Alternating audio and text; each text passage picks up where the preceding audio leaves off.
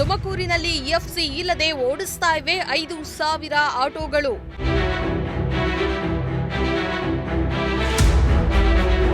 FC ಇಲ್ಲದ ಆಟೋಗಳ ಸೀಸ್ಗೆ ಮುಂದಾದ RTO police ಇಲಾಖೆ.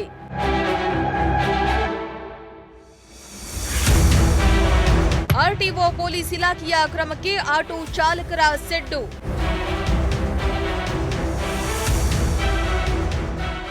ತುಮಕೂರು ನಗರದ ಆಟೋ ಚಾಲಕರಿಗೆ ಆರ್ಟಿಒ ಹಾಗೂ ಪೊಲೀಸ್ ಇಲಾಖೆ ಶಾಕ್ ನೀಡಲು ಮುಂದಾಗಿದ್ದು, ಎಫ್ಸಿ ಇಲ್ಲದ ಆಟೋಗಳನ್ನು ಸೀಸ್ ಮಾಡಲು ಮುಂದಾಗಿದೆ.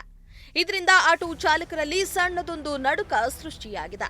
ತುಮಕೂರು ನಗರದಲ್ಲಿ 12,500 ಆಟೋಗಳು ಸಂಚರಿಸುತ್ತವೆ. ಈ ಆಟೋಗಳಲ್ಲಿ 5,224 ಆಟೋಗಳು ಇನ್ನು ಎಫ್ಸಿ ಮಾಡಿಸಿಲ್ಲ. ಎಫ್ಸಿ ಇಲ್ಲದ ಆಟೋಗಳಿಗೆ ಇನ್ಶೂರೆನ್ಸ್ ಕೂಡ ಬರೋದಿಲ್ಲ. ಒಂದು ವೇಳೆ ಅಪಘಾತ ಸಂದರ್ಭದಲ್ಲಿ ಅಪಘಾತ ಕ್ಲೈಮ್ ಮಾಡಲು ಆಗಲ್ಲ. ಪ್ರಯಾಣಿಕರ ಪ್ರಾಣಕ್ಕೆ ಸಂಚಕಾರ ತಂದೊಡ್ತಾ ಇರುವ ಹಿನ್ನೆಲೆಯಲ್ಲಿ ಎಫ್ಸಿ ಇಲ್ಲದ ಆಟೋಗಳನ್ನು ಸೀಸ್ ಮಾಡಲು ಆರ್ಟಿಒ ಹಾಗೂ ಪೊಲೀಸ್ ಇಲಾಖೆ ಜಂಟಿಯಾಗಿ ಮುಂದಾಗಿದೆ.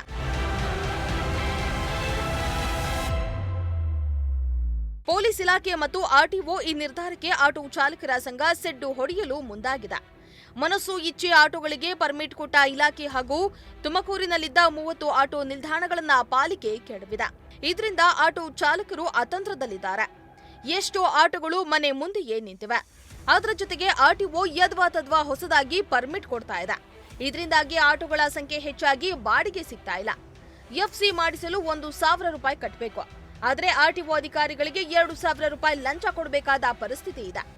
ಇದೆಲ್ಲದಕ್ಕೆ ಆರ್ಟಿಒ ಅಧಿಕಾರಿಗಳು ಜವಾಬ್ದಾರಿ ವಹಿಸಿಕೊಂಡ್ರೆ ನಾವು ಎಫ್ಸಿ ಮಾಡಿಸ್ತೇವೆ, ಇಲ್ಲದೇ ಇದ್ರೆ ಮಾಡಿಸೋದೇ ಇಲ್ಲ ಎಂದು ಪಟ್ಟು ಹಿಡಿದಿದ್ದಾರೆ.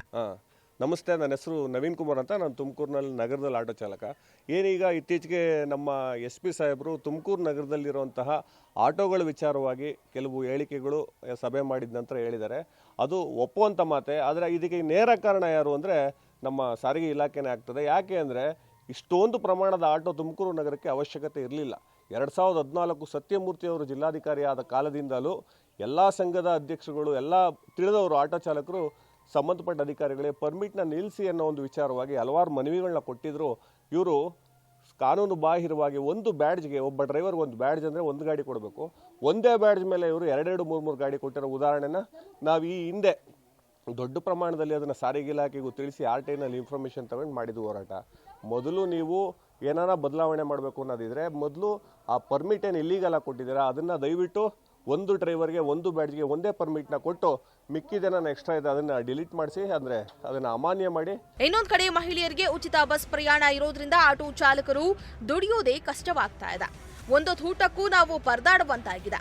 ಹೀಗಿದ್ದಾಗ ಲಂಚದ ಹಣ ಸೇರಿಸಿ ನಾವು ಎಫ್ಸಿ ಮಾಡಿಸೋದು ಹೇಗೆ ಸಾಧ್ಯ ಎಂದು ಆಟೋ ಚಾಲಕರು ಅಳಲನ್ನ ತೋಡ್ಕೊಂಡಿದ್ದಾರೆ.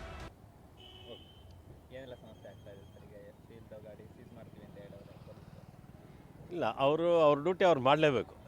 ಪೊಲೀಸ್ನವ್ರ ಕೆಲಸ ಪೊಲೀಸ್ನವ್ರು ಮಾಡಲೇಬೇಕು. RTOದವ್ರ ಕೆಲಸ RTOದವ್ರು ಮಾಡಲೇಬೇಕು, ತಪ್ಪೇನಿಲ್ಲ. ಆದರೆ ಇಲ್ಲಿರ್ತಕ್ಕಂಥ 9,500 ಆಟೋ ತುಮಕೂರು ಟೌನಲ್ಲಿ, ತುಮಕೂರು ನಗರ ಪರ್ಮಿಂಟು 9,500 ಇದೆ. ತುಮಕೂರು RTOದಲ್ಲಿ 12,000 ಇದೆ ಆಟೋ. ತುಮಕೂರು ಟೌನಲ್ಲ, ತುಮಕೂರು ನಗರದಲ್ಲಿ 9,500 ಆಟೋ ಇದೆ. ಅದರಲ್ಲಿ 5,324 ಆಟೋಕ್ಕೆ ಎಫ್ಸಿ ಇಲ್ಲ.